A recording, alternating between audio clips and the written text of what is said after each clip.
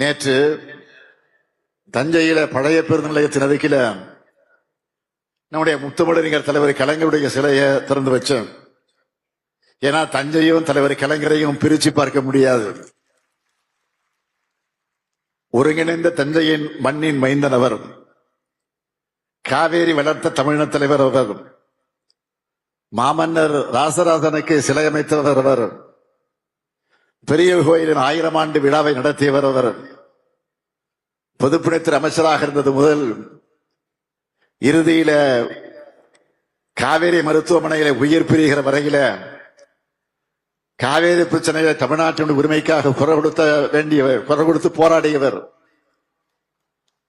பிரதமர் VP சிங் அவர்கள் மூலம் காவேரி நடுவர் மன்றம் அமைத்தவர். காவேரி ஆணையம் அமைக்க காரணமானவர். இடைக்கால தீர்ப்பை பெற்றவர். இறுதி தீர்ப்பையும் பெற்றவர். பெருமையோடு சொல்றேன், காவேரியின் தமிழ்நாட்டிய உரிமையை நிலைநாட்டியது தலைவர் கலைஞர் அவர்களுடைய திராவிட முன்னேற்ற கழகம் தான். அந்த வரிசையில் தான் தலைவர் கலைஞருடைய தலைமை தொண்டனாக நானும் டெல்டாக்கார் என்ற உணர்வோடு இன்றைக்கு இங்கே வந்திருக்கிறேன். இந்த நிகழ்ச்சியில 325 கோடிய 96 லட்சம் ரூபாய் மதிப்பிலான 2461 முடிவுற்ற பணிகளை திறந்து வச்சு 309 கோடிய 48 லட்சம் ரூபாய் மதிப்பிலான 4127 புதிய பணிகளுக்கு அடிக்கல் நாட்டி இருக்கிறேன். அது மட்டுமல்ல, 2,25,383 பேருக்கு 558 கோடிய 43 லட்சம் ரூபாய் மதிப்பிலான நலத்திட்ட உதவிகளை இந்த விழாவில வழங்க இருக்கிறேன். கிட்டத்தட்ட 1000 கோடி ரூபாய்க்கு மேலான திட்டங்கள், உதவிகள் இந்த விழாவின் மூலமாக நடைபெறவிருக்கிறது.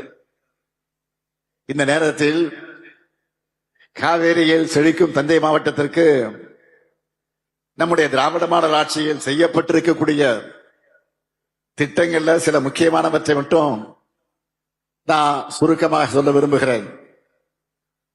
ஒரத்தநாடு வட்டம் பஞ்சநதி கோட்டை கிராமத்தில் நாள் ஒன்றுக்கு 5000 மூட்டை நெல் கொள்முதல் செய்கிற அதி திறன் கொண்ட மெகா நேரடி கொள்முதல் நிலையத்தை அறிவிச்சோம். இப்போ அது செயல்பாட்டில் இருக்கு. அதே மாதிரி 2022 அறிவிக்கப்பட்டு 2024 70 கோடி ரூபாய் மதிப்பீட்டில் மினி டைடில் பார்க்க தஞ்சாவூர்ல திறந்தாச்சு. பேராவூரணி வட்டத்தில் 7 கோடி ரூபாய் 7 கோடியே 21 லட்சம் ரூபாய் மதிப்பீட்ட கும்பகோணம் சீர்காழி சாலை பணிகளும் 98 விழுக்காடு முடிஞ்சிருக்கு. இதோட தொடர்ச்சியா நடந்துட்டு இருக்கக்கூடிய பழைய பணிகளை பற்றி நான் சொல்லணும்னா, நீங்க பாடுபட்டு விளைவிக்கிற ஒரு நெல்மணி கூட வீணாக கூடாதுன்னு ஒரத்தநாடு வட்ட நடுவூர்ல 170 கோடி ரூபாய் மதிப்பீட்டில் 54 ஏக்கர் பரப்பளவில் 1 லட்சம் மெட்ரிக் டன் கொள்ளளவு கொண்ட புதிய சேமிப்பு கிடங்கு அமையவிருக்கு. பூதலூர் வட்டம் செங்கிப்பட்டி பாளையப்பட்டி தெற்கு கிராமத்தில் 256 ஏக்கர் பரப்பளவிலையும், பட்டுக்கோட்டை ராஜமடம் கிராமத்தில் 113 ஏக்கர் பரப்பளவிலையும் சிப்காட் தொழிற்பேட்டை அமையவிருக்கு. பட்டுக்கோட்டை வட்டம் மனோரா கிராமத்தில் 40 கோடி ரூபாய் மதிப்பீட்டில் பன்னாட்டு கடற்பசு பாதுகாப்பு மையம் அமைக்கப்படவிருக்கு. 53 கோடி ரூபாய் மதிப்பீட்டில் அதி நவீன பால் பதப்படுத்து நிலையம் அமைக்கப்படவிருக்கு. திருவையாறு புறவழிச்சாலை பணிகள் முழுமையாக முடிக்கப்பட்டு பயன்பாட்டுக்கு தயார் நிலையில் இருக்கு. பட்டுக்கோட்டை வட்டம் ஏரிப்புரை கீழத்தோட்டம் மீனவ கிராமங்களுக்கு 32 கோடி ரூபாய் செலவில் மீன் இறங்கு தளம் தடுப்புச்சுவது அமைக்கும் பணியை தொடங்க இருக்கிறோம்.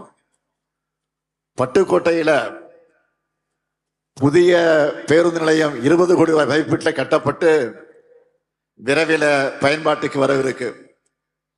பட்டுக்கோட்டை பேராவூரணி பகுதிகளில் அதிகம் வாழக்கூடிய சீர்மரபினர் குடும்பங்களுக்கு அவர்களை எல்லாம் கண்டறிஞ்சு அவங்களுடைய வாழ்வாதாரத்தை மேம்படுத்துகிற நோக்கத்தோடு சீர்மரபினர் வாரியத்தில் உறுப்பினராக சேர்க்கப்பட்டு அதன் மூலம் 11,000 குடும்பங்களுக்கு அடையாள அட்டை வழங்கப்பட்டு பல்வேறு நலத்திட்ட உதவிகள் வழங்குவதற்கு வழிவகை செய்யப்பட்டிருக்கு. இப்படி தஞ்சை மண்ணில் இருக்கிற ஒவ்வொரு குடும்பத்துக்கும் நம்ம திராவிட மாடல் அரசோட திட்டங்கள் போய் சேருகிற தெம்போடுதான் இவ்வளவு வேகமாக நாங்கள் இந்த திட்டங்களை செய்து கொண்டிருக்கிறோம்.